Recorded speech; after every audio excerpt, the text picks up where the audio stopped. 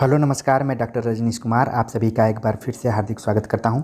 आज के video lecture में हम एक प्रैक्टिस सेट पर बातचीत करने जा रहे हैं, जिसमें पहले एक क्वेश्चन पर अगर बात करें तो पहला प्रश्न है, भाषा उत्पत्ति का सिद्धांत नहीं है। ऑप्शन दिया गया है दैवी सिद्धांत, अनुकरण सिद्धांत, लौकिक सिद्धांत या फिर संपर्क सिद्धांत। तो इसका जो सही जवाब है कि जो लौकिक सिद्धांत है वो भाषा उत्पत्ति का सिद्धांत के अंतर्गत नहीं आता है। बाकी जितने भी सिद्धांत दिए गए हैं सब भाषा उत्पत्ति सिद्धांत के अंतर्गत आते हैं।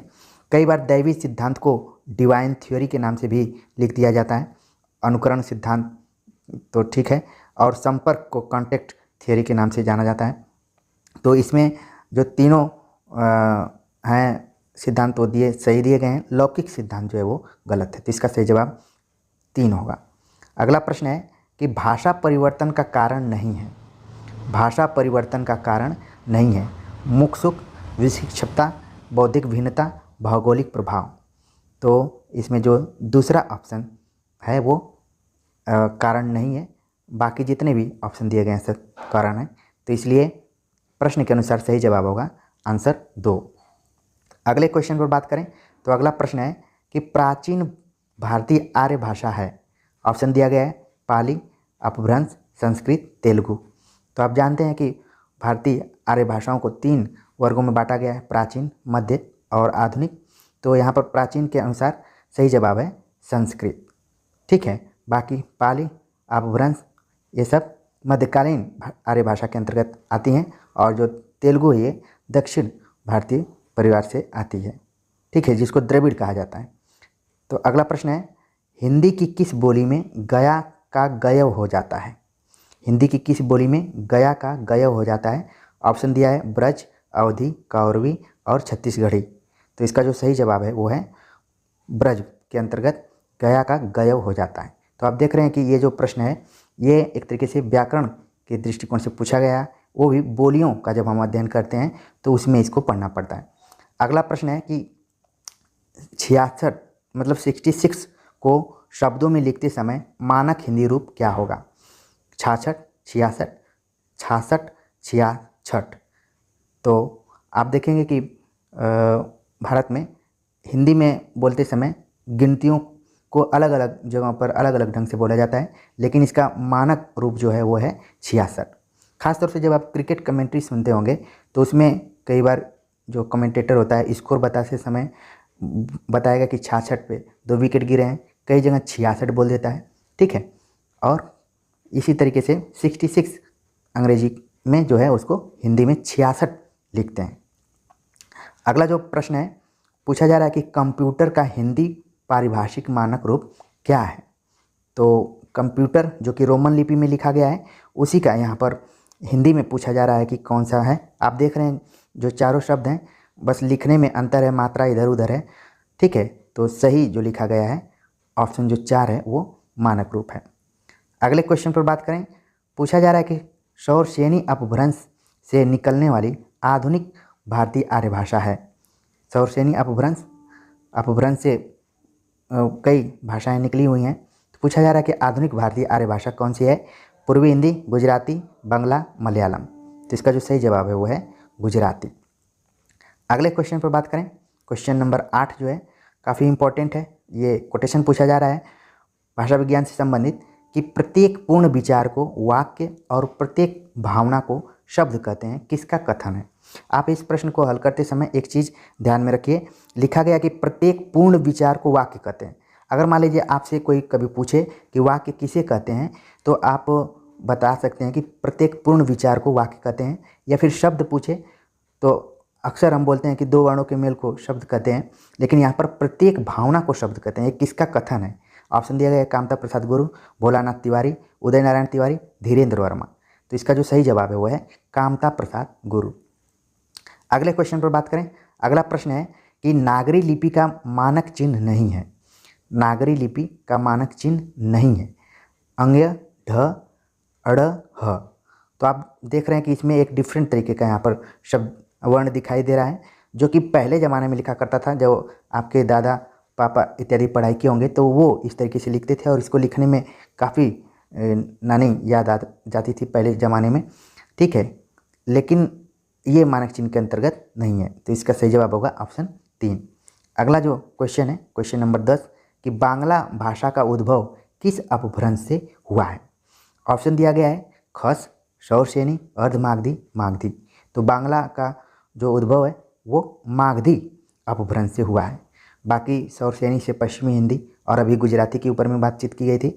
अर्धमागधी से जो है बिहारी हिंदी इत्यादि की, अर्धमागधी में जो पूर्वी हिंदी है उसका उद्भव हुआ है। ठीक है, अगले क्वेश्चन पर बात करें।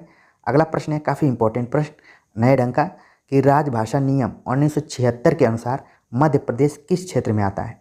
तो मध्य प्रदेश के लोगों के लिए काफ़ी इंपॉर्टेंट प्रश्न है कि राजभाषा नियम 1976 बनाया गया था और उसके आधार पर भारत को 3 क्षेत्रों में बांटा गया है, क, ख और ग। और इन तीनों क्षेत्रों में हिंदी भाषी, अहिंदी भाषी और हिंदी और 3 भाषाओं में बांटा गया है। ठीक है, हिंदी, अहिंदी और जिसमें हिंदी और जो क्षेत्रीय भाषा उसमें लोग समझ जाते हैं। तो मध्य प्रदेश किस में है, वो क के अंतर्गत आता है। ठीक है, अगले क्वेश्चन पे बात करें तो भारत के संविधान के किस अनुच्छेद में के अनुसार हिंदी भारत की राजभाषा है। 343, 345, 348, 351। तो इस प्रश्न से आप पहले से ही परिचित होंगे, सही जवाब है 343। अगले क्वेश्चन पर बात करते हैं। पूछा जा रहा है कि अवधि की मुख्य ध्वन्यात्मक पहचान क्या है। अवधि की मुख्य ध्वन्यात्मक पहचान क्या है। ओकार बहुला, उकार बहुला, उकार बहुला, आकार बहुला। तो आप देख रहे हैं कि पहले तो ये दोनों केवल दीर्घ और ह्रस्व का अंतर है और यहाँ पर लड़ाई दोनों में है। सही जवाब है ऑप्शन 4, आकार बहुला। अगला प्रश्न है, पूछा जा रहा है कि उक्षिप्त ध्वनि कौन सी है। उक्षिप्त ध्वनि कौन सी है, क्वेश्चन नंबर 14। ऑप्शन दिया गया है झ, ढ, फ, ल। तो इसका जो सही जवाब है उक्षिप्त ध्वनि के अंतर्गत आता है ढ। अगला जो प्रश्न है कि छ का मानक शब्द रूप क्या है। इसको लेके कई बार कन्फ्यूजन रहता है। कई लोग छ ऐसे लिख देते हैं, कई लोग छः बोलते हैं। ठीक है, कई लोग छह बोलते हैं। तो इसीलिए इस तरीके के शब्दों को पूछा जाता है। तो मानक रूप क्या है, ऑप्शन 4 है। बाकी यहाँ पर लिखा ही है छा, छः, छः, छ। बोलने के लिए आम बोलचाल में चारों प्रयुक्त होते हैं, लेकिन सही जवाब है आपका ऑप्शन 4। अगले क्वेश्चन पर बात करें तो अगला प्रश्न है कि जमादार किस वर्ग का शब्द है। जमादार किस वर्ग का शब्द है। तद्भव, संकर, अनुकरणात्मक, देशज। तो जमादार संकर शब्द है। ठीक है, अगले प्रश्न पर बात करें तो अगला प्रश्न है मानक शब्द का चयन कीजिए। और देख रहे हैं कि एक ही शब्द दिया हुआ है, इसमें से हमें मानक शब्द चुनना है कि कौन सा सही है। आइए शब्द कैसे लिखा जाता है सही में, पहला जो ऑप्शन है वो सही है। अगले क्वेश्चन पर बात करते हैं। पूछा जा रहा है कि भारतीय संविधान में कितनी भारतीय भाषाओं को मान्यता मिली है। 18, 19, 22, 24। तो इसका जो सही जवाब है वो है 22 भाषाओं को भारतीय संविधान में मान्यता मिली है। तो इसको रंगने में आपको सावधानी रखना है। अगला जो प्रश्न है क्वेश्चन नंबर 19, पूछा जा रहा है कि वाक्य रचना का मुख्य आधार नहीं है। वाक्य रचना का मुख्य आधार नहीं है। योग्यता, आकांक्षा, अनुमिति, सरलता। तो इसका जो सही जवाब है वाक्य रचना का मुख्य आधार कौन सा नहीं है, वो है सरलता। अगले क्वेश्चन पर बात करें तो अगला प्रश्न है कि भाषा का आवश्यक गुण नहीं है। भाषा का आवश्यक गुण नहीं है, हमें बताना है। ऑप्शन दिया गया है जन सामान्य स्वीकृति, तुलनात्मक साहित्य, व्याकरण सम्मत रूप या फिर शासन की स्वीकृति। तो इसके हिसाब से इसमें जो आवश्यक गुण नहीं है वो है शासन की स्वीकृति। ये जरूरी नहीं है, बाकी तीनों जो ऊपर के ऑप्शन है वो जरूरी हैं, उसके आवश्यक गुण हैं। अगला काफ़ी जाना माना प्रश्न पूछा जा रहा है कि नाट्य शास्त्र में संचारी भावों की संख्या कितनी मानी गई है। जब आप नाट्य शास्त्र पढ़ेंगे आचार्य भरत मुनि का, तो उसमें कुल 49 भावों की बात कही गई है, जिसमें 33 संचारी भाव, 8 अस्थायी भाव, 8 सात्विक भाव, ठीक है, और 4 अनुभाव। तो इस तरीके से संख्या हो जा रही है 49। तो इसमें सही जवाब है 33। अगला जो प्रश्न है पूछा जा रहा है कि आचार्य भरत मुनि के अनुसार रसों की संख्या कितनी है। तो आचार्य भरत मुनि ने रसों की संख्या मानी है 8। ऑप्शन में 7, 8, 9, 10 दिया हुआ है। अब ध्यान में रखना है, रंगना इसको सही है, सही जवाब है 8। कई इसको 9 बच्चे लगा देते हैं, जो कि गलत है। अगला प्रश्न है, पूछा जा रहा है कि न कांतामपि निर्भूषम विभाति वनिता मुखम किसका कथन है? आचार्य भामा, आचार्य मम्मट, आचार्य कुंतक, आचार्य विश्वनाथ। तो ऑप्शन आप देख रहे हैं, सही जवाब है अलंकार संप्रदाय के प्रवर्तक आचार्य भामा के द्वारा ये बात कही गई है। अगला प्रश्न है, पूछा जा रहा है कि आचार्य वामन ने काव्य के किस तत्व को काव्य की आत्मा के रूप में स्वीकार किया है? तो वामन का नाम आते ही आपके दिमाग में तुरंत रीति संप्रदाय आ जाता होगा। बस आपको ऑप्शन में खोजना है कि रीति दिया है कि नहीं दिया। सही जवाब है रीति। बाकी के जो आत्मा के रूप में माने हैं भामा, आनंदवर्धन और कुंतक, तो इनका नाम ध्यान में रखें। बाकी ये सब गलत है। सही जवाब है, इस प्रश्न का सही जवाब है रीति। अगला प्रश्न है कि शब्द शक्ति के कितने भेद माने गए हैं? शब्द शक्ति के कितने भेद माने गए हैं? 2, 3, 4, 5। तो आप देख रहे हैं लगातार संख्याओं का नाम दिया गया है। इसको भी रंगने में सावधानी और टिक लगाने में सावधानी रखना है। सही जवाब है 3, अभिधा, लक्षणा और व्यंजना। शब्द शक्तियों पर एक वीडियो लेक्चर है, उसको समय निकाल कर आप तुरंत जरूर देखिए। अगला जो प्रश्न है, पूछा जा रहा है कि शोक किस रस का संचारी भाव है? शोक, तो ऑप्शन दिया गया भयानक, रौद्र, विभत्स, करुण। तो इसका सही जवाब है करुण रस का जो स्थायी भाव, संचारी भाव है वो शोक है। शोक किसका संचारी भाव है? वो है करुण का, जबकि यहाँ पर स्थायी भाव होना चाहिए था प्रश्न में, लेकिन यहाँ थोड़ा सा टेक्निकली गलत दिख रहा है। बाकी जितने भी रस दिए गए हैं वो सब भी स्थायी भाव हैं, तो आपके दिमाग में तुरंत छप गया होगा कि किसका किसका है। अगला काफ़ी इंपॉर्टेंट प्रश्न, कई बार एग्जाम में पूछा जा चुका है कि आचार्य कुंतक के अनुसार वक्रता के मुख्य कितने भेद किए गए हैं? 4, 6, 7, 8। इसका जो सही जवाब है वो है 6। और आप देख रहे हैं कि 6 से ऊपर सवाल भी पूछा गया था कि इसको सही कैसे लिखा जाता है, तो ये मानक रूप है इसका। आचार्य कुंतक के अनुसार वक्रता के कुल 6 भेद किए गए हैं। अगला प्रश्न है, पूछा जा रहा है कि आचार्य शुक्ल ने किस सिद्धांत को पुष्ट किया है? अब प्रश्न देखिए, पूछा जा सकता था कि आचार्य शुक्ल ने किस काव्य सिद्धांत को प्रतिपादित किया है या फिर यहाँ पुष्ट किया है। तो दोनों शब्दों को आपको समझना जरूरी है। रस सिद्धांत, अलंकार सिद्धांत, ध्वनि सिद्धांत और चित्त सिद्धांत। सही जवाब है इसका रस सिद्धांत। उन्होंने रस मीमांसा नाम से एक पुस्तक भी लिखी है और रस सिद्धांत को ही उन्होंने प्रतिपादित किया है। अगला जो प्रश्न है, पूछा जा रहा है कि ध्वन्यालोक किसकी रचना है? आचार्य मम्मट, आचार्य आनंदवर्धन, आचार्य भामा या फिर आचार्य धनंजय। तो यहाँ पर ध्यान में रखना है कि ध्वन्यालोक जो कि ध्वनि संप्रदाय के प्रवर्तक आनंदवर्धन की रचना है, और इस पर टीका लिखा है अभिनव गुप्त ने ध्वन्यालोक लोचन नाम से। अगला प्रश्न है, रस सिद्धांत कृति के रचयिता हैं। रस सिद्धांत कृति के रचयिता कौन है? ऑप्शन दिया गया है राममूर्ति त्रिपाठी, बाबू गुलाब राय, डॉक्टर नगेंद्र, डॉक्टर बलदेव उपाध्याय। तो इसका जो सही जवाब है डॉक्टर नगेंद्र।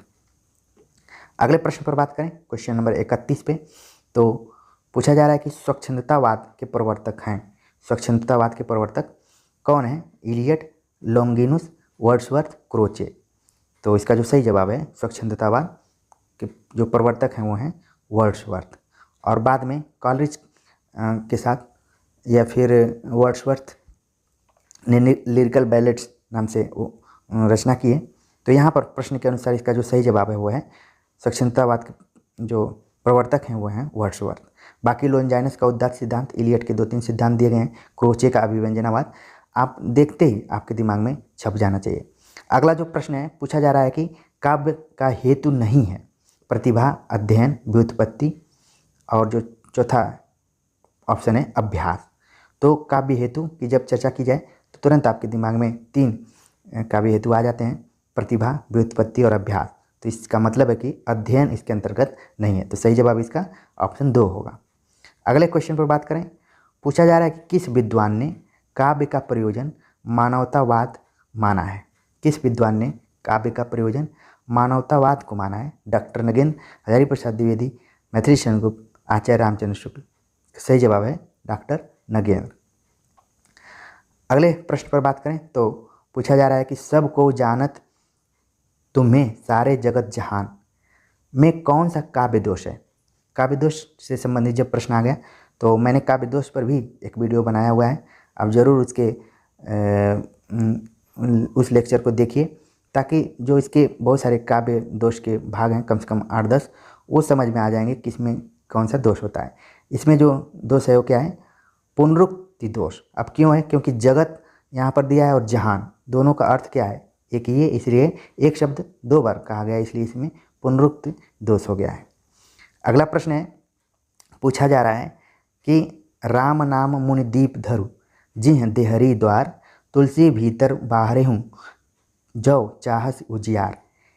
इसमें किस रस की योजना की गई है? भक्ति रस, अद्भुत रस, वात्सल्य रस या फिर हास्य रस?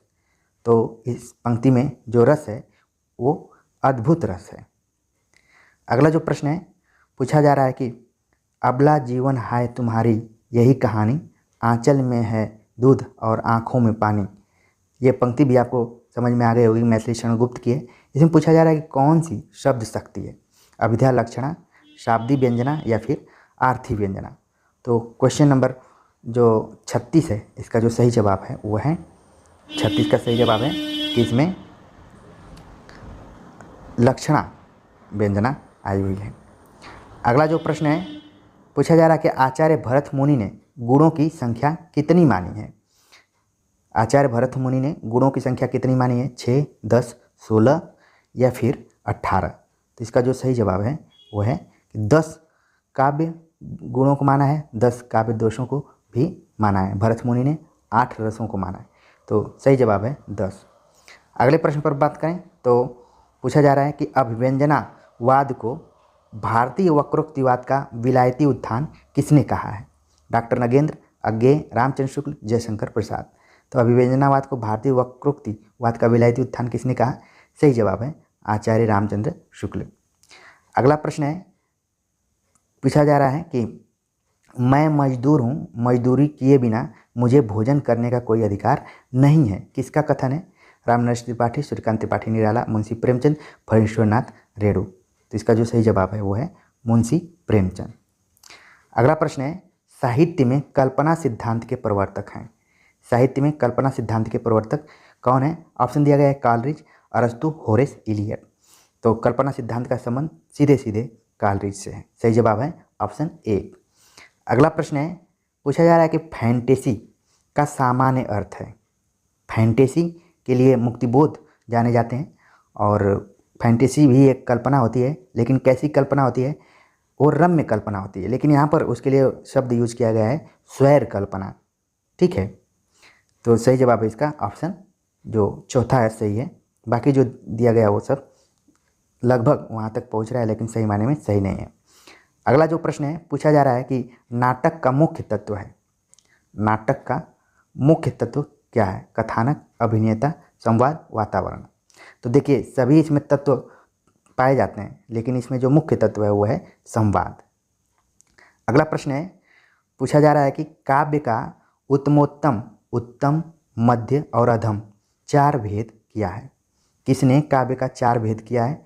और नाम भी लिखा गया है उत्तमोत्तम, उत्तम, मध्य और अधम। नाम दिया गया है जगन्नाथ, राजशेखर, आनंदवर्धन, विश्वनाथ। सही जवाब है इसका जगन्नाथ। तो जगन्नाथ का जब नाम लिया जा रहा है तो रस गंगाधर आपके दिमाग में आ जाना चाहिए, और रमणीयार्थ प्रतिपादकम काव्यम ये भी आना चाहिए। और जगन्नाथ ने प्रतिभा को सबसे महत्वपूर्ण काव्य हेतु माना है। ये सब छोटी छोटी चीज़ें आप अपने दिमाग में रखिए। अगर ये मैं लाइव क्लास सही से ले लिया होता तो वहाँ पर डिटेल से बताता, ये उसकी भरपाई के लिए मैं वीडियो बना रहा हूँ। ठीक है, अगला जो प्रश्न है, पूछा जा रहा है कि कविता प्रबल मनोभावों का सहज उच्छ्वास है। किसने माना है? Wordsworth, Keats, Eliot, Richards. तो इसका जो सही जवाब है वो है वर्ड्सवर्थ। और ऊपर बताया गया कि वर्ड्सवर्थ स्वच्छंदतावाद के प्रवर्तक भी माने जाते हैं। अगला प्रश्न है, पूछा जा रहा है कि अलंकार से संबंधित है। चारु चंद्र की चंचल किरणें खेल रही थीं जलथल में किस अनुप्रास अलंकार की योजना है? अब आपको इसमें सामान्य रूप से अनुप्रास अलंकार देख रहे हो, लेकिन उसके भीतर से सवाल यहाँ पर पूछा जा रहा है। छेकानुप्रास, लाटानुप्रास, वृत्त्यानुप्रास, श्रुत्यानुप्रास। का सही जवाब है वृत्त्यानुप्रास। अलंकार पे संबंधित हमने वीडियो लेक्चर बनाया, जरूर आप देखिए समय निकाल कर। अगला प्रश्न है, पूछा जा रहा है उदित उदय गिरि मंच पर रघुवर बाल पतंग में कौन सा अलंकार है? उपमा, रूपक, अतिशयोक्ति, उत्प्रेक्षा। सही जवाब है इसका रूपक। और जब आप प्रमाणिक किताबों को पढ़ेंगे तो उसमें डैश दिया रहता है बीच बीच में, तो जहाँ भी इस तरीके से 2 शब्दों के बीच में डैश है वहाँ पर आप निश्चिंत होकर रूपक अलंकार लगा देंगे। यहाँ पर उसी चीज़ को ख़त्म करने के लिए डैश हटा दिया गया है पेपर में। अगला प्रश्न है, पूछा जा रहा है कि कहानी का मुख्य तत्व नहीं है। कहानी का मुख्य तत्व कौन सा नहीं है? वातावरण, संवाद योजना, कथानक, अभिनेता। सही जवाब है तत्व नहीं है, अभिनेता। ठीक है, चौथा जो ऑप्शन वो सही है, वो नाटक के अंतर्गत आ जाता है। अगला प्रश्न है, पूछा जा रहा है कि रोला छंद की एक पंक्ति में कितनी मात्राओं की योजना होती है? रोला छंद, जो कि अभी पिछली वीडियो लेक्चर में मैंने नंददास के बारे में बताया, जिन्होंने रास पंचाध्याय लिखा है, रोला छंद में उन्होंने लिखा है। अब आपको बताना है कि इसमें कुल कितनी मात्राएं, 16 मात्राएं, 13 11 बराबर 24 मात्राएं, 11 13 बराबर 24 मात्राएं। आप देख रहे हैं ये दोनों ऑप्शन हैं, ये एक दूसरे के उल्टे हैं, 13 11 11 13। तो अब इसी में से हमें बताना है कि इसका सही जवाब क्या होगा। क्वेश्चन नंबर जो 48 है, इसका सही जवाब हो रहा है 11 और 13 मात्राएं, यानी कि ऑप्शन जो तीसरा है वो सही है। तो आप इसको अपने कॉपी पर नोट कर सकते हैं। अगला प्रश्न है जो कि बहुत ही जाना माना प्रश्न है कि हिंदी साहित्य का इतिहास लिखने वाले प्रथम विद्वान हैं? मिश्र बंधु, जॉर्ज ग्रियर्सन, आचार्य रामचंद्र शुक्ल, गार्सद तासी। तो प्रथम जो इतिहास ग्रंथ लिखा है वो गार्सद तासी लिखा है। इस्तवार दलाल उत्तर हिंदुस्तानी। ठीक है, तो आप जान ही रहे हैं। अगला जो प्रश्न है, आदिकाल को प्रारंभिक काल किसने कहा है? आदिकाल को प्रारंभिक काल किसने कहा है? रामकुमार वर्मा, मिश्र बंधु, महावीर प्रसाद द्विवेदी, आचार्य हजारी प्रसाद द्विवेदी। सही जवाब है मिश्र बंधुओं ने कहा था, मिश्र बंधु ने कहा था आदिकाल को प्रारंभिक काल। कई जगह किताबों में आरंभिक काल भी लिखा रहता है, इसलिए कई विद्यार्थी आरंभिक और प्रारंभिक में काफ़ी कन्फ्यूज रहते हैं, लेकिन दोनों का सही जवाब है मिश्र बंधु। तो उम्मीद है कि ये 50 क्वेश्चन आपके लिए प्रैक्टिस के तौर पर अच्छे लगे होंगे। हमने इसको लाइव क्लास टेस्ट में सॉल्व करने की कोशिश की थी, लेकिन नेटवर्क की वजह से हम नहीं कर पाए। उसके एक वैकल्पिक व्यवस्था के तहत मैंने सोचा कि इसको रिकॉर्ड करके ही डाल देता हूँ। कमेंट्स कर जरूर बताइए कि यह प्रयास कैसा लगा है, और लगातार इस चैनल से आप लोग जुड़े रहिए। मिलते हैं एक नए टॉपिक के साथ, तब तक के लिए नमस्कार।